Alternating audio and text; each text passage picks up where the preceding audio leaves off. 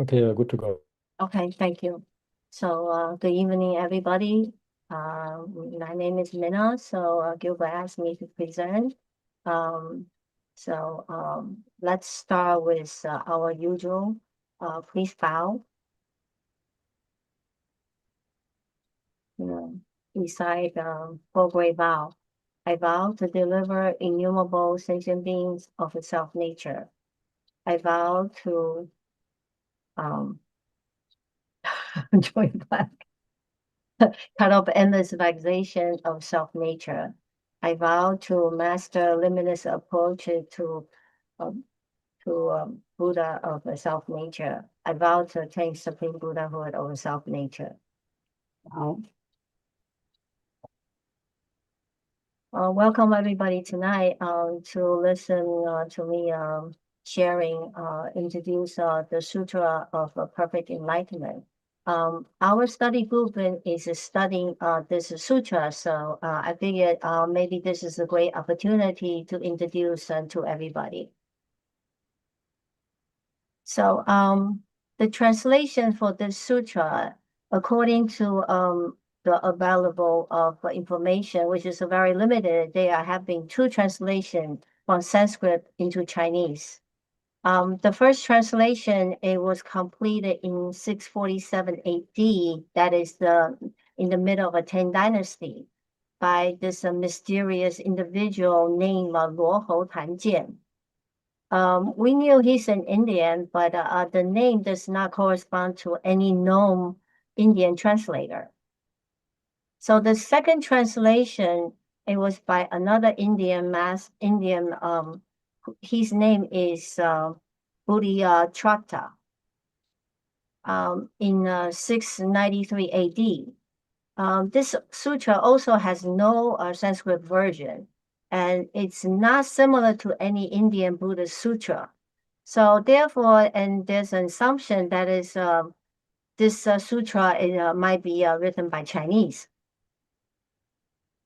So the English translation that I use is one by Master Shen Yan Shifu's Complete Enlightenment, and the second is Charles Muller, The Sutra of Perfect Enlightenment. There are many others, but I prefer these two. So the simple introduction about the sutra. This sutra is very, very extremely important text in the history of Chinese Buddhism. It held in high regard by followers of a Huayan tradition, which is the second based on the teaching of Avatamsaka Sutra. Today, it is also highly respected by Chan and Zen practitioners. Within the Indian Tathagatagarbha system of Mahayana Buddhism, there are numerous representative texts such as Rakanagotra Vibhaga Sutra and the Tathagatagarbha Sutra and Lava Devi Sutra, which is developed with a great clarity of the Tathagatagarbha system thought. However, Chinese Mahayana Buddhists rarely rely on this text. Instead, they have adhered almost exclusively to these two sutra and one sastra. And almost all Chinese Buddhism school except San Lun Zhong and then conscious only school. So the two sutras are the Sutra of Complete Enlightenment and the Surangama Sutra. The one sastra is the awakening of Mahayana faith sastra. So the commentary, Buddha Tratta's Chinese translation of the sutra appears only in one volume. The earliest commentary was written by the fifth patriarch of Huayan school, a Chen master, Guifeng Zhongmi.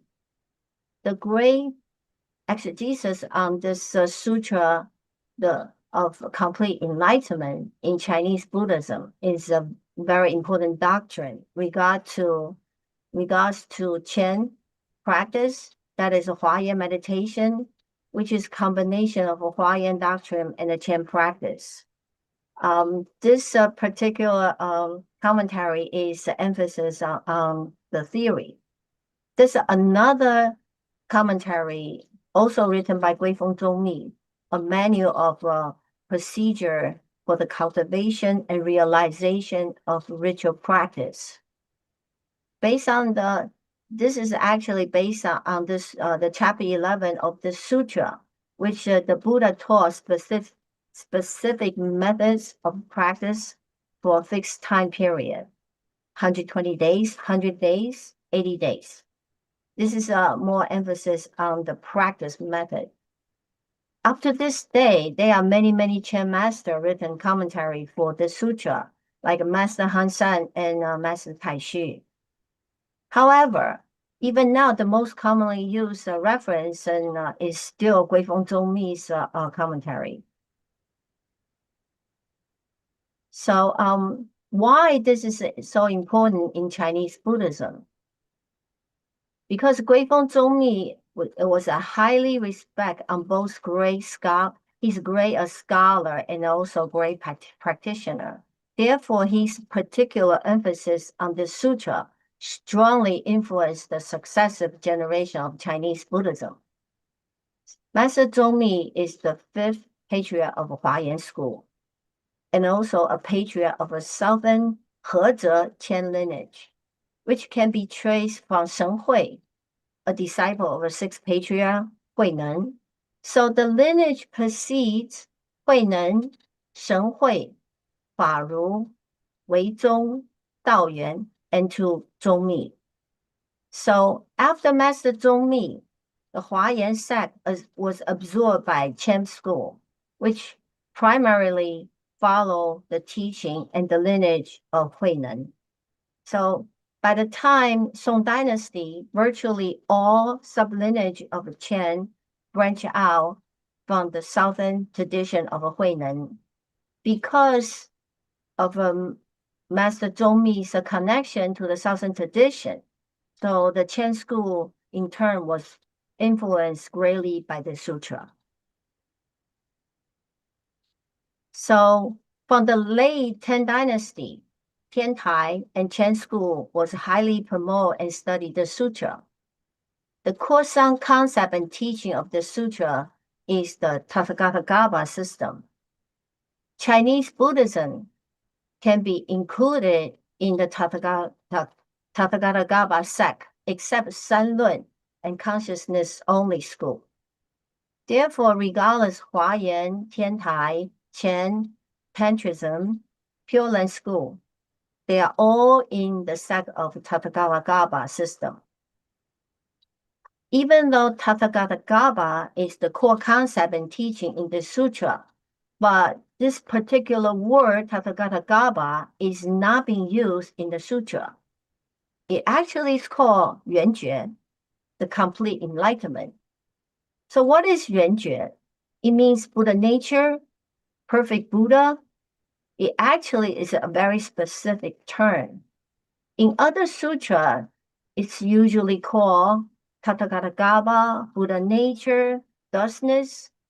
In Surangama Sutra, it's called the sublime mind of nirvana. So this Yuanjue is only mean all of this. So the overview of the sutra. This sutra is arranged in 12 chapters, plus a short introductory section. The introductory section describes the scene of the sermon and the major participants. The location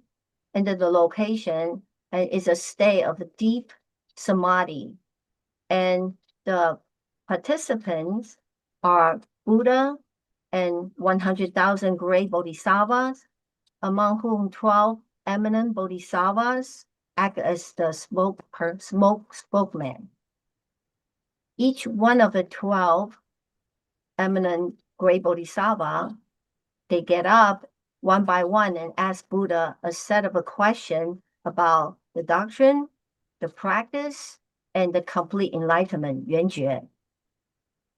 The structure of the sutra is such that the most essential and suddenistic discussion occur in the early chapters, and the more functional and gradualistic dialogue occur in the later chapters.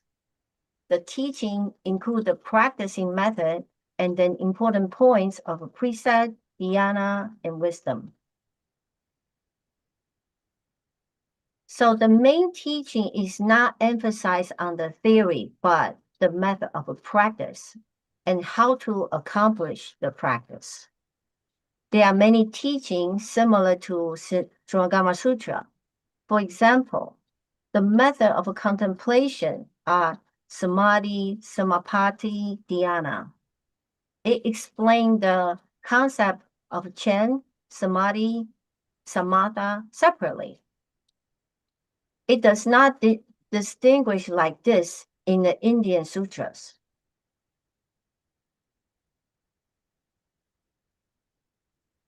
This explanation of the this is similar explanation is the same in the Suragama Sutra for these three practices. To reach dhyana, it starts with samatha, stillness, and samapati, contemplation. The dhyana in this sutra is not the same as the dhyana in Indian system. The difference is thoroughly explained in the sutra. Now we're going to explain the complete sutra title. So in the Chinese, it's called 大方广圆觉修多罗了义经.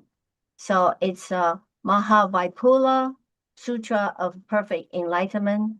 Of course, the Sanskrit Mahavipula Punabuddha Sutra, Prasanatha Sutra. I probably butchered the name anyway. So first of all, we're going to explain Liao Yi, which is the ultimate and complete true meaning. So it is opposite to conventional truth or provisional teaching. That means 不了义. So totally opposite. So there are 4 reliances for studying the Dharma. Relying on the Dharma, not on individual. Relying on wisdom, which is the right view, not on the consciousness, knowledge, a divisive view. Relying on the right view of the meaning, not on the words or language. Relying on the ultimate truth, not on the conventional truth, which is gradual, expedient, and not complete. So relying on the Dharma, not on the individual, because the Dharma is the teaching from the Buddha, and that will last for a very, very long time. And the individual and only have a short lifespan, and then eventually is going to leave. So relying on the Dharma, and it is more realistic, and then relying on the individual. Relying on the wisdom, which is the right view, and instead of a divisive view, we all know that. Relying on the meaning of the teaching and not on the language. So, and one person speak English and the other person speak Chinese or Spanish. It's not depending on the words. It's really on the meaning. Of course, relying on the ultimate truth, and which is a complete and ultimate, is not, and definitely not on the conventional truth, which is gradual, expedient, not complete. So next word is 修多罗 Sutra. It means a sutra. In Chinese, it means a flower garden or chain of a flower. And it literally and put all the precious flower in the chain or into a necklace and make an offering. So so is this a scripture of a record of oral teaching of the Buddha? 圆觉. So 圆觉, 圆 is perfect. 觉 is enlightenment of the self and others. So 圆觉 together is a Buddha or Buddha's complete, perfect, thorough, and ease of wisdom, merit, and virtue. So 觉 also is if a dread in the enlightenment of a self, that which is no self, enlightenment of others, that is a bodhisattva in our heart. So the perfect enlightenment is Buddha. 大方广 Mahavipula. So this word Maha and Vipula. Vipula is means vastness and equality, which is a common name for all Mahayana sutras. But this is not Vipula. This is Mahavipula. So this is only means Huayan Avatamsaka. There are only two sutras use this term Mahavipula.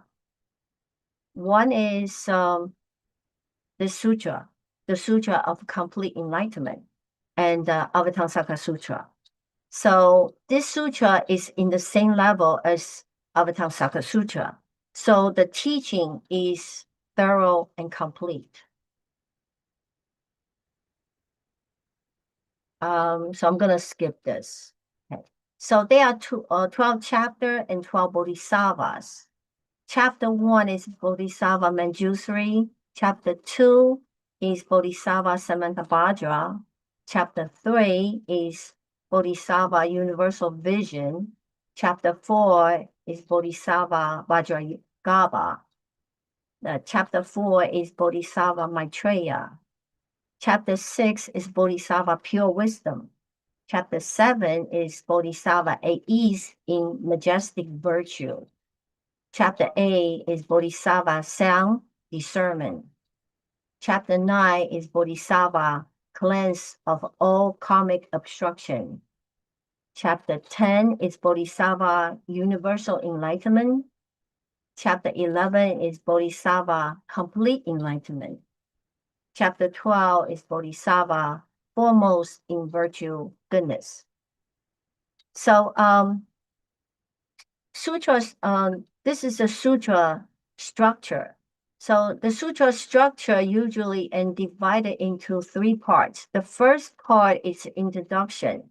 And introduction is basically mentioned and who and why is giving the sermon and who's the participant besides the Buddha is the one expounding the Dharma.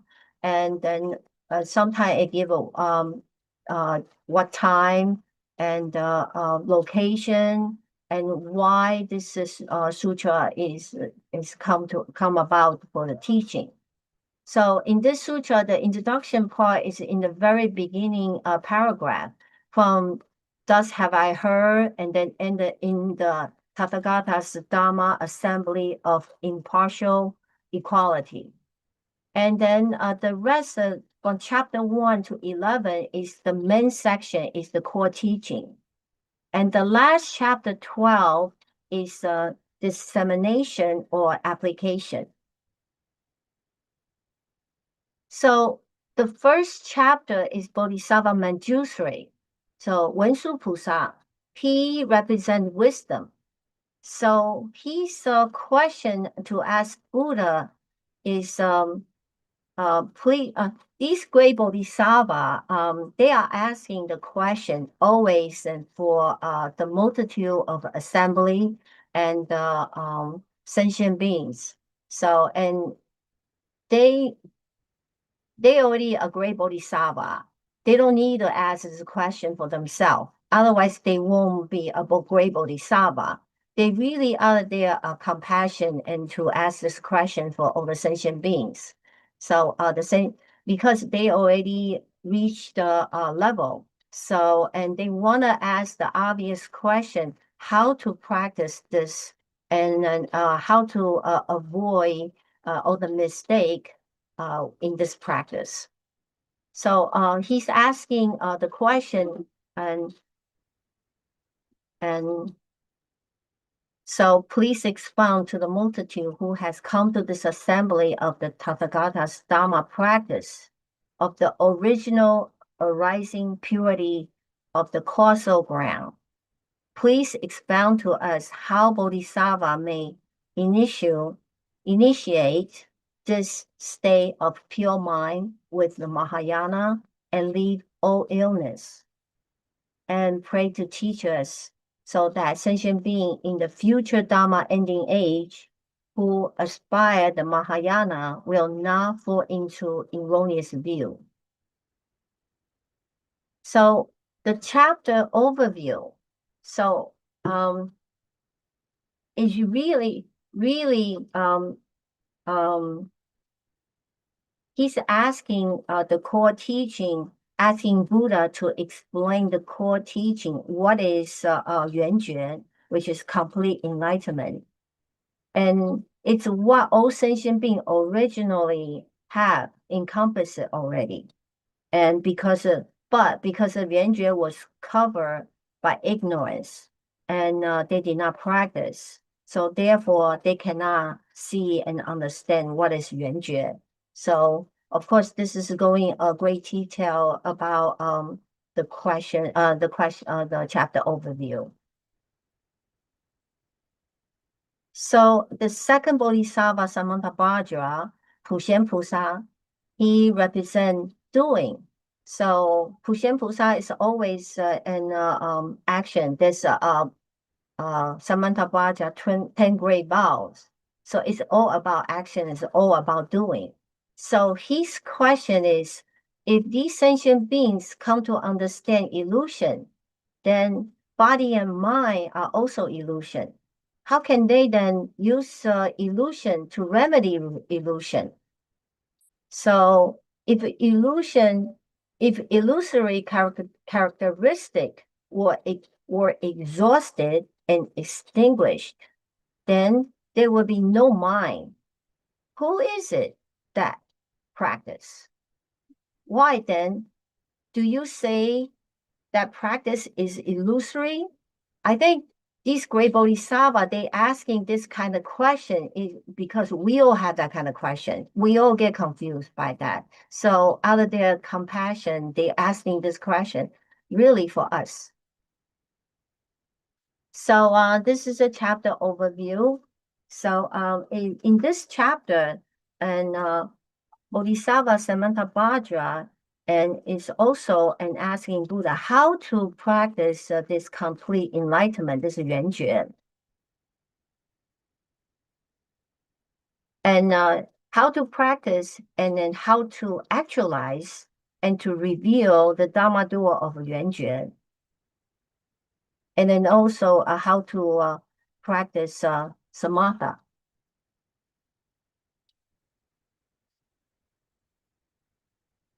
So chapter 3 is Bodhisattva universal vision. So universal vision Bodhisattva, which is Puyan Pusa, and he is represent harmonized with all sentient beings. So, and he's tied into 4 great vows. So his question to the Buddha, please expound on the gradual stage of a Bodhisattva's practice. How should one contemplate? What should one abide in and uphold? What expedient method should one devise to guide unenlightened sentient beings to universally enable them to reach enlightenment? If a sentient being do not have the correct expedient method and contemplation, they will be confused when they hear you expound this samadhi and will unable to awaken to complete enlightenment. Will you be compassionate enough to expound the provisional expedient method for one benefit and for sentient being in Dharma ending age?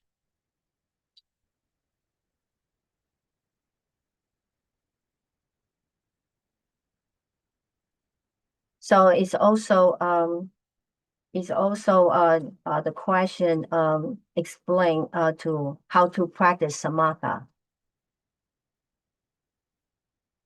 Chapter 4, Bodhisattva Vajragarbha. So that is Jinggang Zhang Pusa. So he represents the diamond indestructible wisdom. So his question to Buddha is, if a sentient being have intrinsically accomplished Buddhahood, how can there be so much ignorance? If all sentient beings originally have ignorance, why does the Tathagata say that they have intrinsically accomplished Buddhahood? If a sentient being all 10 directions intrinsically accomplish the Buddha path, and afterward gave rise to ignorance, then when will Tathagata give rise to vexation again?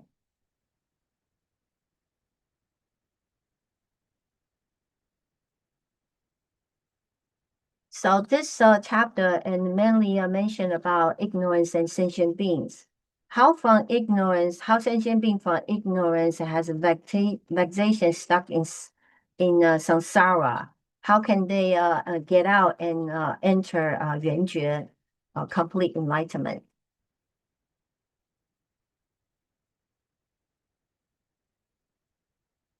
Chapter 5 is Bodhisattva Maitreya, Mila Pusa.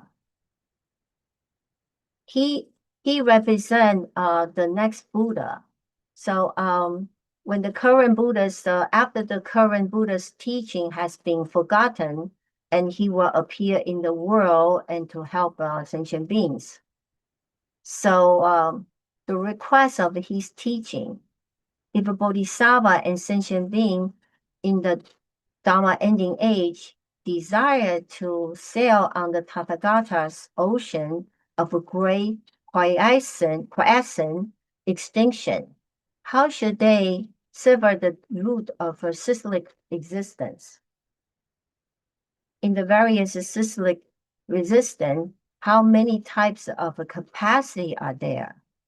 What are the different kind of cultivation of a Buddha's Buddhi? When Bodhisattva entered the world of passion, how many expedient methods should they devise to deliver sentient beings?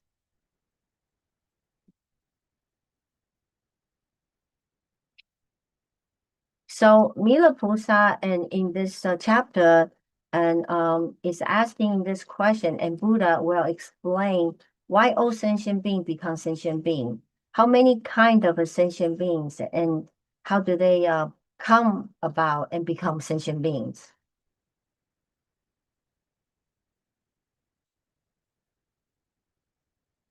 The chapter 6 is Bodhisattva pure wisdom. 清净慧菩萨. So this Pusa represent and clear untainted understanding of reality, enable sentient beings to see beyond illusions and achieve enlightenment for benefit of all beings. So his question to Buddha is, please expound again the nature of the Dharma King's complete and fulfilled enlightenment. What are the differences in the actualization and attainment between all sentient beings, Bodhisattva, and the world-honored Tathagata? Pray teach us so that sentient beings in the Dharma ending age, upon hearing this holy teaching, may follow and conform to it, be awakened, and gradually enter the realm of Buddhahood. So the overview of this chapter is sentient beings from sentient being stage to enter sages stage and to Buddhahood. So what are the difference in actualization and attainment between all sentient beings, Bodhisattva, and the world-honored Tathagata? So chapter 7 is Bodhisattva at ease in majestic virtue. 威德自在菩萨. He represents compassionate enlightened being in a posture of a royal ease, symbolize both majestic power and compassionate ease.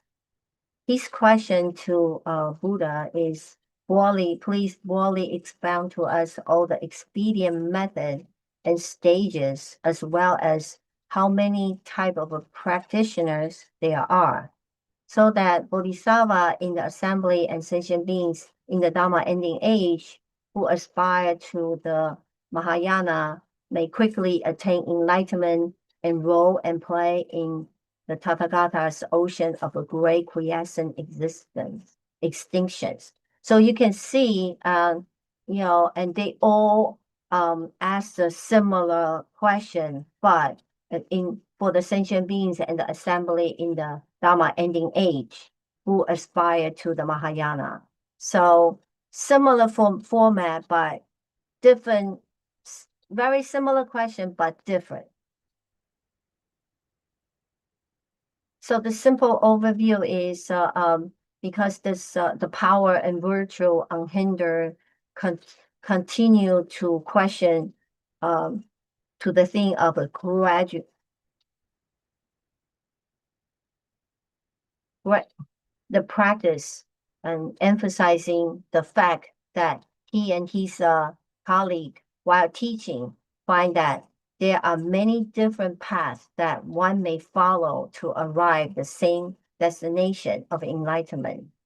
So the Buddha responds by teaching three types of meditation practice, which are defined by a Sanskrit term, samatha, samapatti, dhyana, understood as technique applicable to practitioners of varying indication.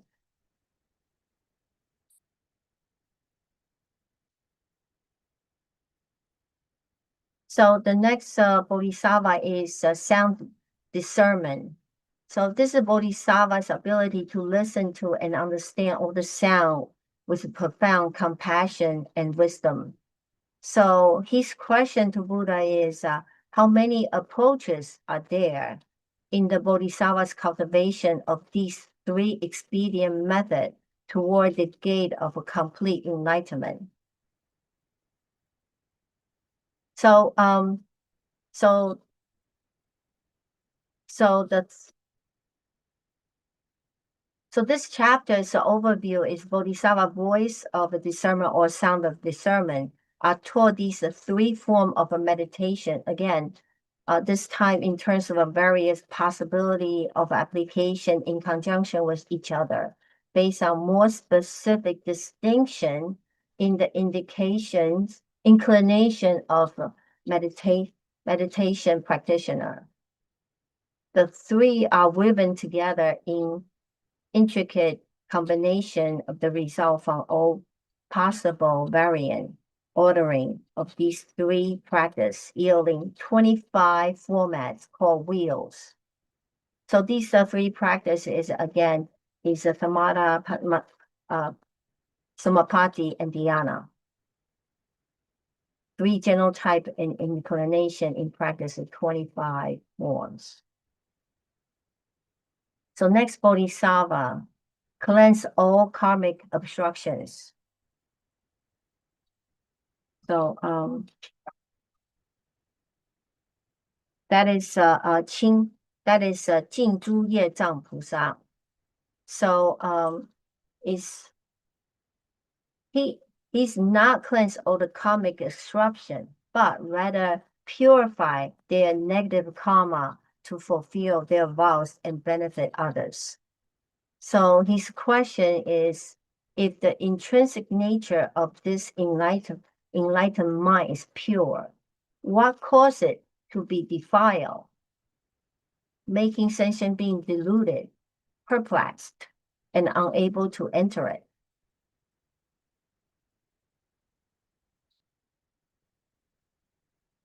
So chapter 9 move away from the method of those three practice. So it mentioned earlier the chapter of purify of all karmic hindrance bodhisattva is one of the most difficult chapter in the text to grasp because the subtlety of the distinctions implied in the explanation of four traits of a self, person, sentient beings, and life This is in these four traits is discussed in the Diamond Sutra, but with different connotation. Here, each one is explained on one hand as a level of enlightened awareness, but on the other hand, if any one of them is allowed to rectify in the consciousness, it will become an impediment to enlightenment. In the final stage, overcoming these four, the destruction of one's conception of ego is compared to the situation of ice melting away in the bath of hot water. So the next chapter, chapter 10, Bodhisattva Universal Enlightenment, 普觉菩萨. He represents a vow. His vow is delaying his own final enlightenment to compassionately help all other sentient beings to achieve theirs. So the quest of the teaching, the question to Buddha, sentient being in the Dharma ending age will gradually be further away from the days of the Buddha. The sages and the saint will seldomly appear, while the heretical teaching will increase and flourish. What kind of people should sentient beings seek to follow? What kind of Dharma should they rely on? What line of conduct should they adopt? Of what thought in practice should they write themselves? How should they arouse the Bodhi mind so that the blind multitude can avoid falling into erroneous views?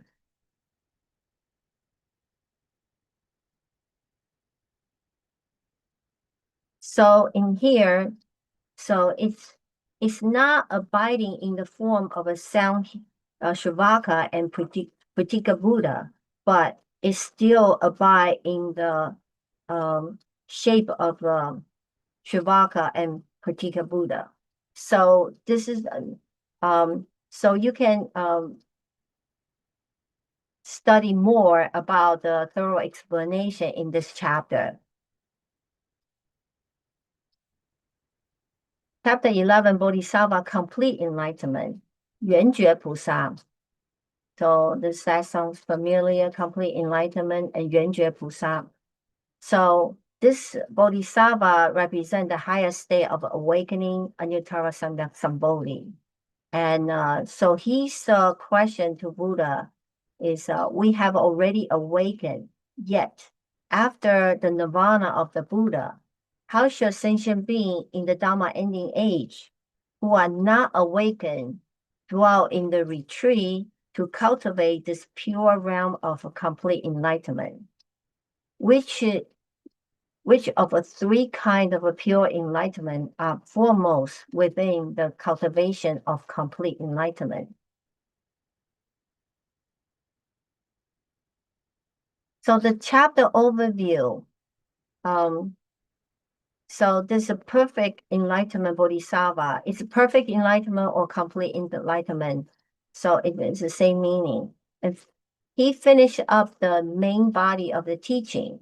So in this chapter, which is clearly aimed at the sentient beings of the age of degeneration Dharma or the Dharma ending age of inferior capacity, the Buddha teach elementary expedient of entry into the three types of meditation for those who have difficulty getting their practice on track. He advised them to practice long and concentrated confession to help them to overcome their past heavy karma that is currently impeding their practice. So this chapter also teaches the mechanism of setting up and entering into a meditation retreat, which is what we mentioned before, which can be three lengths, 80 days and 100 days or 120 days. So, and a manual of a procedure for the cultivation and realization of a ritual practice. is really based on this chapter. So the last chapter, chapter 12, Bodhisattva foremost in virtual goodness. So this is 贤善手菩萨. So it's the same thing, the highest state of awakening, Anuttara Samyak Sambodhi. So his request of teaching. So this chapter actually is the application of the sutra. So his question is asking, why should this Mahayana teaching be named? How should one receive and observe it? So when sentient beings practice, what merit will they gain? How shall we protect those who keep and recite the sutra? And what will the extent of the benefit be if one spread this teaching? So the simple overview is this sutra conclude with the question of a most excellent of a worthy bodhisattva, which is the bodhisattva foremost in virtual goodness, who invites Buddha's enumeration of the inconceivable virtue of the sutra, along with a listing of the names by which it is to be known. The chapter takes a format commonly to final chapter of many Mahayana texts and called the dissemination of application chapter, wherein numerous type of supernatural beings appear to give their guarantee of protection to the text of these people who embrace it and practice it. So that's it, my presentation. So any mistake I make is purely my fault and my incapability. So anything and can help you understand is all the merit and virtue of a Shifu and also Master Gilbert. So, 阿弥陀佛.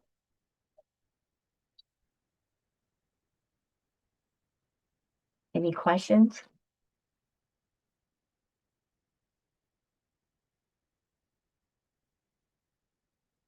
Go ahead, Sam.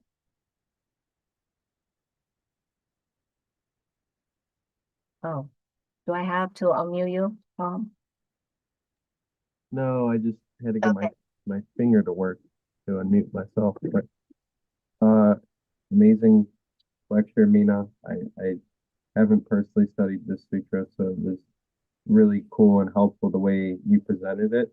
I feel like you have a very good, like, deep understanding of what each chapter is really trying to focus on or teach. I did have a question, and I don't know if you have the sutra on hand, but I believe I can't remember which chapter. It was one of the later chapters. It talks about the Buddha providing expedient means to sentient beings in the Dharma ending age on three types of meditation. What are those three types? Okay, let me go back up. I believe is Samatha, Samapati, and Dhyana. So there would be like shamatha. I mix up the terms all the time, but samapati is like vipassana, right? It's like insight. Samatha is a stillness. Samapati, I believe, is contemplation, Okay. and dhyana. Indiana would just be like samadhi, right? Right. Okay. Wow. Okay. I kind of figured, but I just wanted to clarify. How long have you been studying the sutra? Yeah, we just started. I'm only up to chapter 4, and we didn't get to Bodhisattva Maitreya yet, chapter 5. That's why I can only give you a very simple overview, and I leave the deep teaching into Master Gilbert. So hopefully this will pique your interest, and you will and start digging further into it. So hopefully this help, or hopefully I did not confuse you. No, you were. I thought it was actually really clarifying, and 'cause sometimes there's so much word, there's so many words in a sutra that it almost feel like I'm studying the Sharingama Sutra, and I feel like sometimes when I'm reading it, I almost get lost in how much commentary and wordplay is going on. So I think in the future, if I want to read a sutra, I might just ask you to make a PowerPoint because it's much easier to understand. Yeah, I can give you this PowerPoint. So it's nothing from me. It's all my study and from Shifu's book. If you with the book, oh yeah, right here. So if you can see, I don't know, you can see. No, I just see the stupa. Oh, okay. So I can, it's a Sifu's book and complete enlightenment. It's a Zen commentary. It comments on Sutra of Complete Enlightenment. Oh, oh, I think the Chicago chapter has that book in Oh stock. yeah, oh Yeah. definitely. It's published by Shambhala. Yeah, they definitely have it. So it really, and Sifu, this book and actually explain Sutra very thoroughly, almost word by word. So a lot of time he explains Sutra just by the application on the daily use and how people can use that. I think this is what he's teaching the university student of Dharma. So that's why he explained word by word very thoroughly. Oh, wow. Okay. Very awesome. Well, thank you again, Mina. It's always a pleasure hearing when you give a lecture, and I hope to hear from you again soon. Thank you so much. Omitofo. Amitofo. Robert, go ahead. Hi, Mina. Thank you very much. This Thank is my first time listening to your lecture. Really appreciate. You did a very, very good job. And it is not easy to give this introduction of something so so round, and it is so complete here. The introduction is very good, so that it start as a good start to start investigating it, to explore the sutra. I have a question. Basically, is similar uh, to what Sam just mentioned, is about that three state of practice. My question is, while you are reading this, did you can you share with us how this awareness practice is being mentioned throughout the sutra, or how do they relate to awareness during our practice of uh, these three method that Sam just asked about? Is about because we over the last several years, at least 6 years, I started to hear a lot of many instances that Gilbert really stressed awareness in many different angles during our practice, by whether it's just sitting or walking or eating or drinking or doing our work, or almost immerse ourselves self into this this awareness state. And I wonder how this sutra, uh, is it mentioned anywhere how to apply that, or how what is the teaching mentioned in this 10, 11, 12 chapter? Did you read anything that you can share with us about that? Amitabha. I don't know, I'm qualified to answer your question. Um, but one stick with me the most is actually chapter 4. Um, well, of course, in the beginning chapter, um, Bodhisattva Manjushri and Bodhisattva Samantabhadra. So we all know we're familiar with them and familiar with their teaching. Um, but and some people actually kind of categorize in this sutra, and they're saying the chapter 1, which is Bodhisattva Manjushri, and the chapter 2, Bodhisattva Samantabhadra. and they are teaching the Southern Supertism, and which is Gilbert always used, and Southern Enlightenment. So and these two chapters, and some people don't like this kind of way to classify it, and they say these two chapters is for the most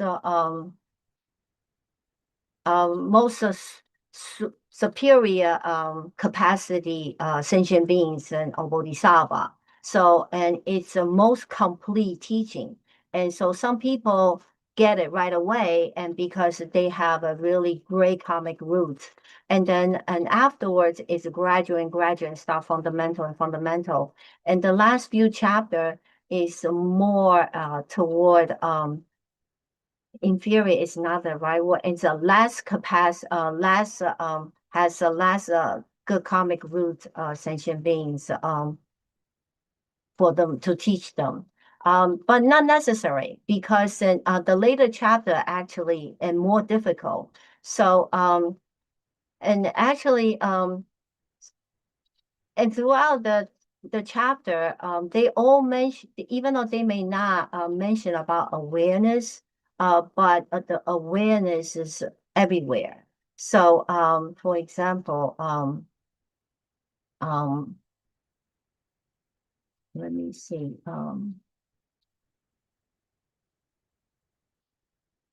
So let me go to the chapter 4. So it's Vajrayana. So he asks, sentient beings have intrinsically accomplished Buddhahood. How can they be in much ignorance? So if a sentient beings are already Buddha, and how can they be, how can they have ignorance?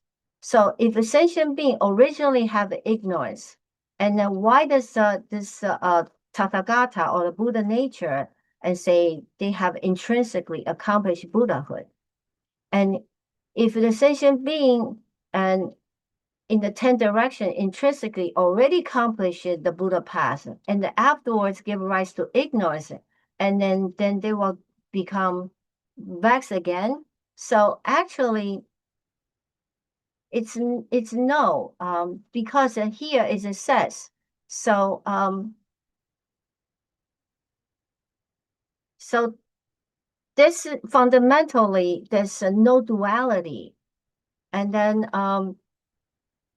so if by nature it's impossible to have a disturbed and samsara mind to find its way out of this condition. And then also if you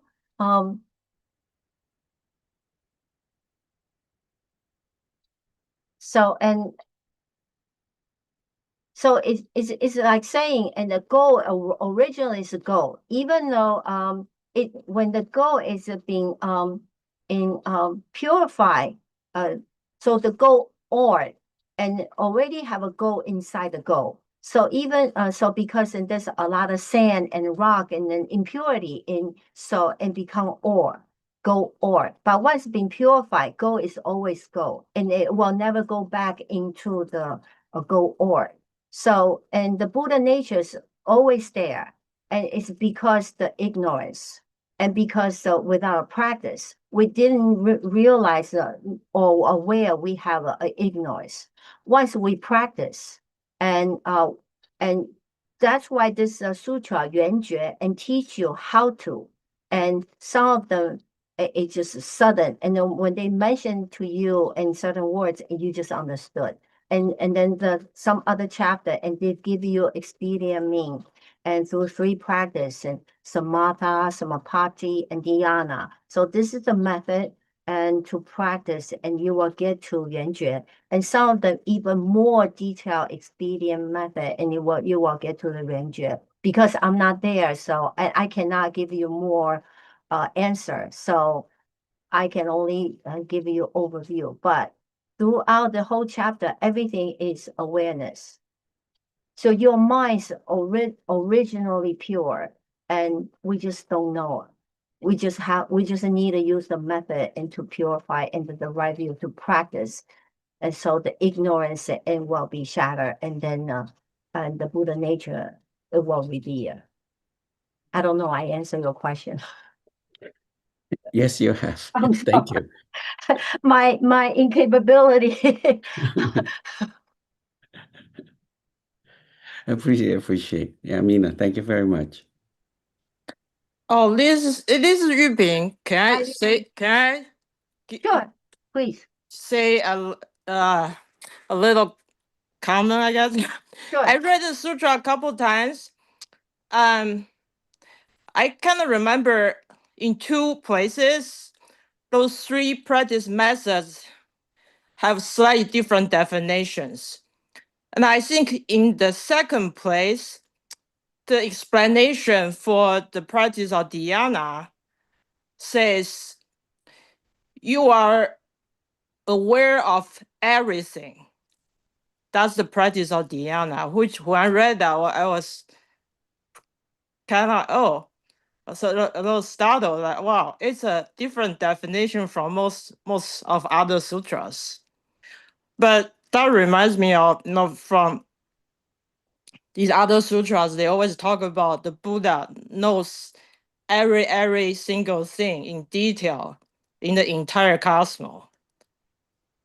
So I think that's one of the places in this sutra that says something about awareness. Yeah. Okay. Yeah. I'm Thank- there. Thank you. Yeah, and I'm not there yet and study the rest of the sutra. So yeah, we will definitely study that. That's why this sutra is very particular, and they are very different from Indian Buddhism sutra.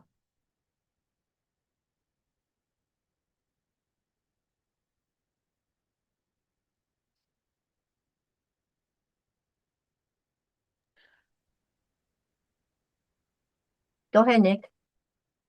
Hi, Mina. Hi. I didn't have a question. I just wanted to add to what Robert and Sam said and say thank you for the very thorough overview of the sutra. I actually picked it up yesterday after seeing you were going to talk about it, and this is a good overview of what to expect as I continue to read. So I just wanted to say thank you. Thank you. Hopefully, Amitofo. hopefully this helped. Yeah. Yeah, thank you. Amitofo. Amitofo.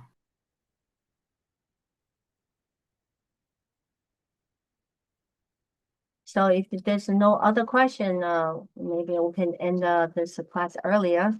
So on the end, I like to transfer merit for today's studying, sharing of the sutra to all sentient beings, all suffering sentient beings, and